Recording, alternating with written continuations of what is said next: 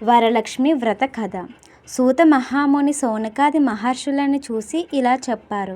మహర్షులారా, స్త్రీలకు సకల సౌభాగ్యములను సిరి సంపదలను ఇచ్చే వ్రతమును ఒకటి సాక్షాత్ ఆ పరమేశ్వరుడే పార్వతీదేవితో ఇలా చెప్పారు. ఆ వ్రతము గురించి మీకు వివరిస్తాను, వినండి. కైలాస పర్వతమున ఆ పరమేశ్వరుడు కూర్చొని ఉండగా పార్వతీదేవి వచ్చి స్వామికి నమస్కరించి ఇలా అడిగాను. దేవా, లోకములోనే ఏ వ్రతము చేసినా స్త్రీలందరికీ సకల సౌభాగ్యములు, పుత్ర పౌత్రాదులు, సిరి సంపదలు కలుగుతాయో నాకు చెప్పగలరు అని ప్రార్థించెను. అప్పుడు ఆ పరమేశ్వరుడు ఇట్లు పలికెను. దేవి, స్త్రీలకు సకల సౌభాగ్యములు కలగజేసే వ్రతం ఒకటి ఉన్నది. అదే వరలక్ష్మి వ్రతం. ఆ వ్రతమును శ్రావణ మాసంలో శుక్లపక్షంలో వచ్చే పౌర్ణమి తిథి యందు వచ్చే శుక్రవారం రోజున చేయవలను అని చెప్పగా పార్వతీదేవి ఇట్లా అడిగాను. ఓ లోకరక్షక, ఈ వ్రతము ఎలా చేయవలను? వరలక్ష్మి వ్రత విధానం ఏమిటి? ఏ దేవతను ఆరాధించవలను? ఇత పూర్వము ఈ వ్రతమును ఎవరైనా ఆచరించారా? దీని గురించి నాకు వివరించగలరు అని ప్రార్థించెను. అప్పుడు పరమేశ్వరుడు పార్వతీదేవితో చూసి, ఓ కామాక్షి, వరలక్ష్మి వ్రతం గురించి సవిస్తరముగా చెబుతాను, వినండి. పూర్వమున మగధ దేశమున కుండినందమనే పట్టణం ఉన్నది. ఆ పట్టణమున బంగారు ప్రాకారములతోనూ బంగార గోడలతోనూ ఇల్లు ఉండేవి. ఆ పట్టణంలోనూ చారుమతి అనే బ్రాహ్మణ స్త్రీ ఉండేది. ఆ వనితామణి భర్తను దైవముగా భావించి పూజించేది. రోజు తెల్లవారుజామునే లేచి స్నానాదులు ఆచరించి పూజాది కార్యక్రమాలు చేసుకొని అత్తమామల అనేక సేవలు చేసి ఇంటి పనులు చేసుకొని మిగతా వారితో ప్రియముగా మాట్లాడుతూ అందరితో సఖ్యముగా ఉండేది. ఇటువంటి గుణములు ఉన్న చారుమతి యందు వరలక్ష్మీదేవి యొక్క అనుగ్రహం కలిగింది. ఒకనాడు చారుమతి స్వప్నమునందు వరలక్ష్మీదేవి కనిపించి ఇట్లు పలికెను. ఓ చారుమతి, నేను వరలక్ష్మీదేవిని. నీ యందు నాకు అనుగ్రహం కలిగి ప్రత్యక్షమై నీవు శ్రావణ శుక్ల పక్ష పౌర్ణమి ముందు వచ్చే శుక్రవారం రోజున నన్ను పూజిస్తే నీకు వారికి సకల సౌభాగ్యములు సిరి సంపదలు కలుగుతాయని పలకగా చారుమతి ఆ స్వప్నంలోనే వరలక్ష్మీదేవి చుట్టూ ప్రదక్షిణ నమస్కారములు చేస్తూ ప్రార్థించెను. నమస్తే సర్వలోకానాం జనన్యే పుణ్యమూర్తయే శరణ్యే త్రిజగద్వంద్వే విష్ణు వక్షస్థలాలయే అనేక విధాలుగా స్తోత్రము చేసి, ఓ జగజ్జనని, నీ కటాక్షంబు కలిగిన జనులు విద్వాంసులను సకల సౌభాగ్యములు పొందుతారు. నేను పూర్వజన్మలో చేసుకున్న ఏ పుణ్యఫలము వలనో మీ దర్శన భాగ్యం నాకు కలిగింది అని ప్రార్థించెను. అంతటా వరములిచ్చి వరలక్ష్మీదేవి అంతర్థమయ్యింది. చారుమతికి మెలకువ వచ్చెను.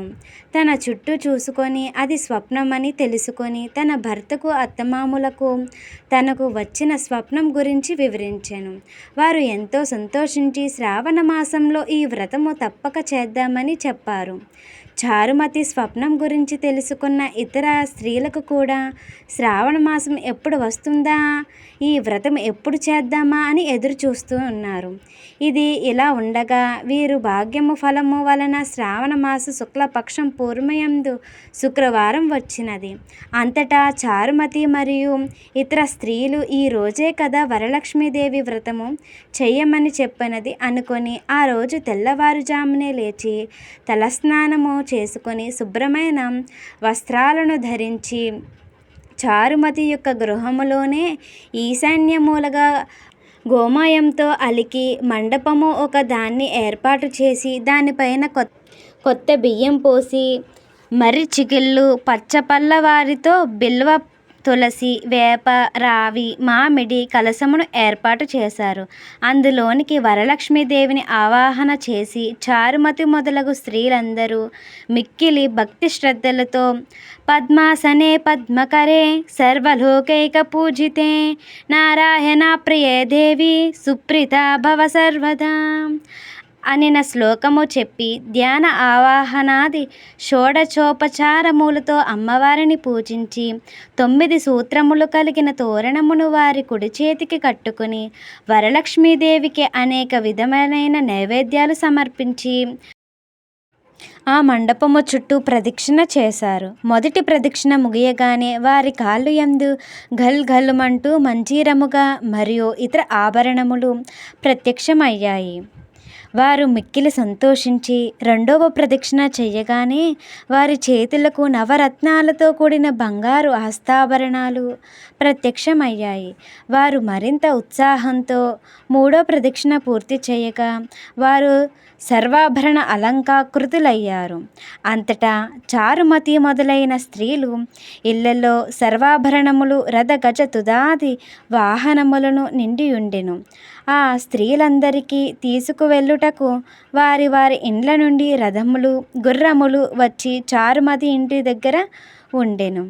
అప్పుడు చారుమతి మరియు ఇతర స్త్రీలు ఈ వ్రతమును కోల్పోక్తముగా తమలో చేయించిన బ్రాహ్మణునకు గ్రంథ పుష్పాలతో పూజించి 12 ఉండ్రాళ్లను దక్షిణ తాంబూలముగా ఇచ్చి నమస్కరించి ఆ బ్రాహ్మణుని ఆశీస్సులు పొందిరి. ఆ వరలక్ష్మీదేవికి నివేదించిన నైవేద్యమును బంధుమిత్రులతో కలిసి భుజించినారు.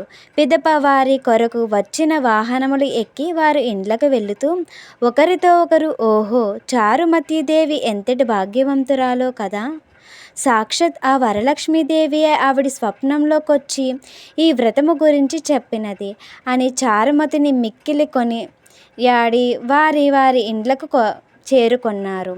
అప్పటి నుండి చారుమతి మరియు ఇతర స్త్రీలు ప్రతి ఏటా ఆ వరలక్ష్మీదేవి వ్రతమును చేస్తూ అష్ట ఐశ్వర్యాలతో భోగభాగ్యాలతో తులతూగుతూ ఉన్నారు.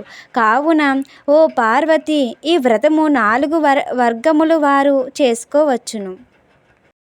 ఈ కథను విన్నవారికి చదివిన వారికి వరలక్ష్మీదేవి అనుగ్రహం లభించి సకల శుభాలు కలుగుతాయి.